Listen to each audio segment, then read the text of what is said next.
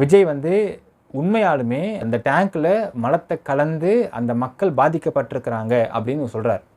அந்த டேங்க்கில் மலம் கலந்த அந்த ஒரு செயலை இவர் கீழ்த்தரமாக பார்த்தாரேயானால், அதை செஞ்சது எவனாலும் இருந்துட்டு போயிட்டோம். அது எதிர்கட்சியோ இல்லை வேறு சமூகமோ இல்லை இதே சமூகமோ யாராக இருந்துட்டு போயிட்டோம்.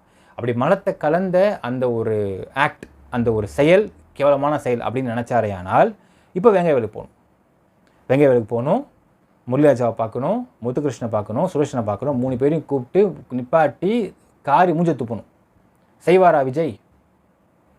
இது செய்வாரா? இதை செஞ்சார்னால் உண்மையாலுமே மக்கள் நல்ல அக்கறைக்காக நம்ம எடுத்துக்கலாம். இதை செய்யலைனால் முழுக்க முழுக்க விடுதலை சிறுத்தை கட்சியுடைய திருமாவளவன் பேச்சு கேட்டுக்கிட்டு ஓட்டு கிடைக்குன்ற ஒரு எச்சத்தனமான புத்தியை எடுத்துக்கிட்டு இப்படி ஒரு வேலை பார்க்க ட்ரை பண்ணார் அப்படின்னால் விஜய்க்கு நேர்மையும் இல்லை, எதுவும் இல்லைன்னு நம்ம கன்ஃபார்ம் பண்ணிக்கலாம் மக்களே. இப்போ வெங்காய வேல் போட்டோம், முரளிராஜாவை கூப்பிட்டோம், சுரேஷனை கூப்பிட்டோம், பிரபாகரனை கூப்பிட்டோம், முத்துகிருஷ்ணனை கூப்பிட்டோம், காரி மூஞ்சில் துப்பிட்டோம். இப்படிடா பண்ணின்னு கேட்கட்டும்.